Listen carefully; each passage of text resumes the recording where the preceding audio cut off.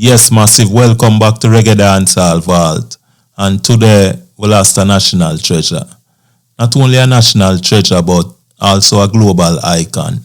A true giant, a voice that has shaped generations and carried Jamaican music around the world.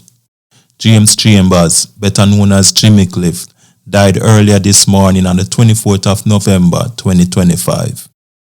In an Instagram post, his wife Latifah Chambers wrote, "It's with profound sadness that I share that my husband Jimmy Cliff has crossed over due to seizure followed by pneumonia.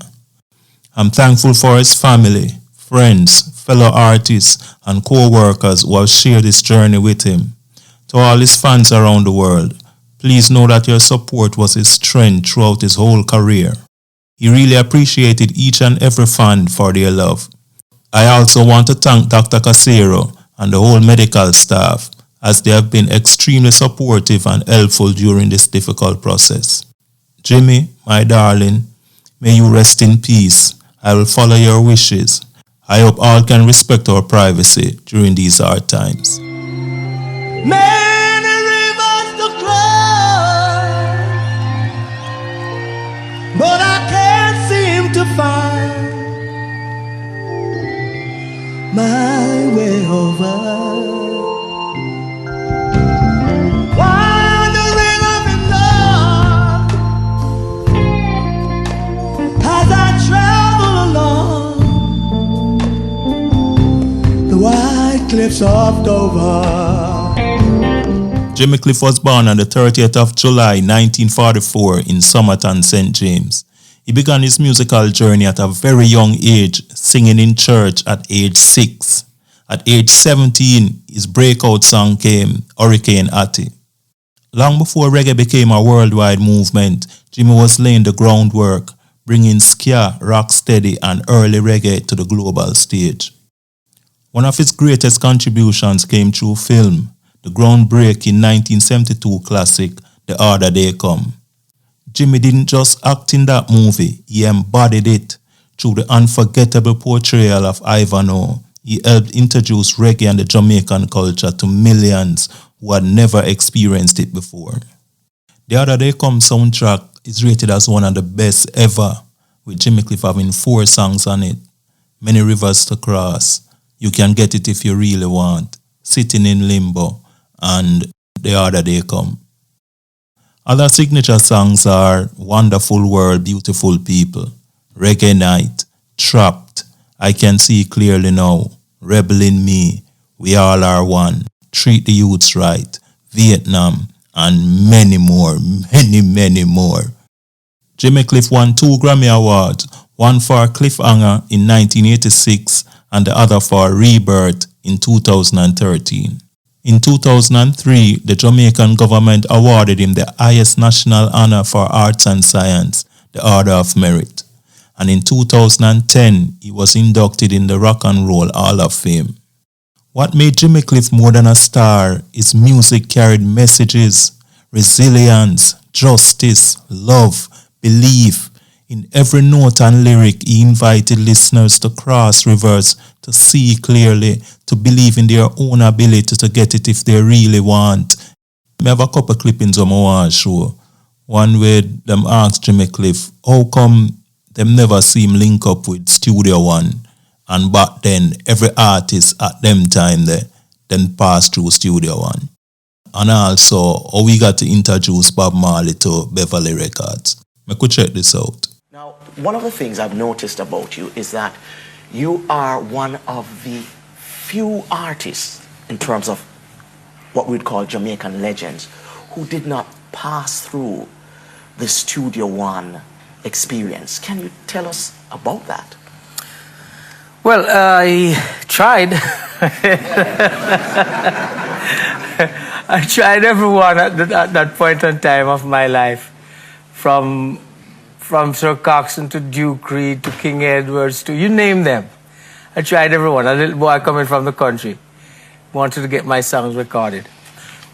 So I was going to Kingston Technical, and Mr. Dodd's shop was on Beeston Street, so I had to walk from Spanish Town Road to Beeston Street to go to Hanover Street where Kingston Technical is. So, I would pass Mr. Dad every day. He's sitting in a little window there, writing.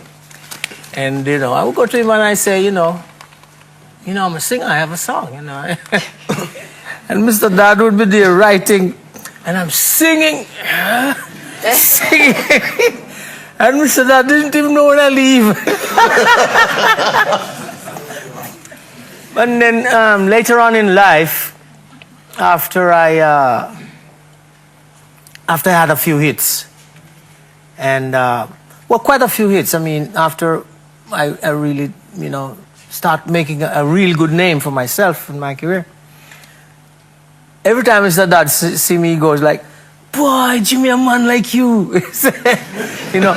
He's showing respect, because I was like the only one that didn't pass through his hand, But however, he's somebody that I highly respect, and duly so. I mean, anyone who knows about Mr. Dad knows that he had a pair of ears, So how he didn't hear me, I don't know.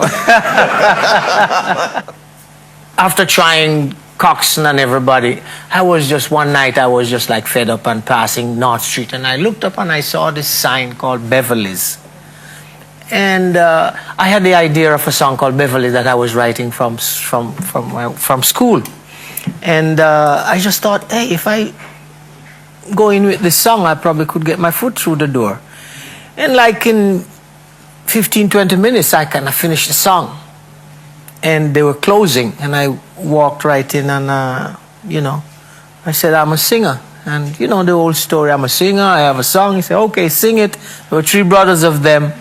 And I sang the song, Dearest Beverly. The 2 other brothers laughed, but Leslie Kong said, he has one of the best voices I've heard in Jamaica. And I said, yes, to myself. Because I thought the same thing that he was saying. I thought the same thing of myself. So, that got me through the door. Then, of course, there was Derek Morgan, who was ahead of me. But Leslie Kong couldn't just take a Jimmy Cliff, who was an unknown, into the studio. So he really wanted to get people that were already established. So he wanted to get Derek Morgan. He wanted to get Monty Morris and them who had hit records. And so he got them. But I knew who the musicians were. So I helped to get some of the musicians. And that was the start. But Leslie Kong was a very bright man in the sense of he didn't know music. He really had no kind of rhythm. But he knew exactly what he wanted, and he knew exactly how to penetrate the people. He knew what the people, he had his pulse, he had a finger on the pulse of the people, what they would want. And he would come up, he would come up with ideas all the time. He say, Derek, why you don't write a song about that? Or Desmond, why you don't write a song about that? You could do that, and he'd come up with ideas, and he was full of ideas and that. So Leslie Kong was, I call him King Kong. People do not know that Jimmy Cliff was actually responsible for the introduction of Marley to Mr. Kong. I never knew that. Never knew that at all. You want to tell us about that? Well, I started my career a few years before Bob, and then I was at Beverly's one day, and I was what we call A&R people. I was one of. Derek Morgan was the other one, was actually senior to me. And, Desmond Dekker came, and we auditioned Desmond Dekker. And we chose one song. We chose more than one song, but he recorded one, which was Honor Your Mother and Your Father. Yes. That became a hit. And then Desmond and Bob used to work at the same place as welders. So Desmond went back and told Bob, we meet this brethren, Jimmy Cliff and Derek Morgan, and things happened for me. So he told him where it was, where the place was. And I was there one day. I was playing the piano with my back turned, and this person walked in behind me and just said, that sound good enough. And I looked around, and it was, afterward, I knew it was Bob Marley. I mean, his name is Bob. Okay, so I sang a few songs, and then Derek Morgan came after, and we chose 3 of his songs. And that was the beginning of his career. The 3 songs were Judge Not, One Cup of Coffee, and Terror. And if one looks at his career, those 3 songs set the foundation for what he has become, as you know, the theme of all that he has been writing about, all the themes that he's been writing about. So yes, that was how that happened. I think people became familiar with the song Trap via Bruce Springsteen, but it was a song that I wrote as a B-side while I lived in England. And the story, I mean, I met Bruce after that, and I heard the story, and then he told me the story himself. He said he was walking through an airport doing a tour, and he overheard this song through the airport, and it grabbed him. And he just went back and started rehearsing it with his band, and, you know, became one of his big songs on his show. Yeah, Bruce Springsteen really loved that song, yeah, Trapped, if you never see him perform it. But yeah, man, another icon trod the high road. But Jimmy Cliff passing is not an end. His music remains, his spirit endures, his message echoes. May we play his songs, share his story, and honor his memory by living the values he sang about: dignity, unity, perseverance, and love. Rest in peace, legend.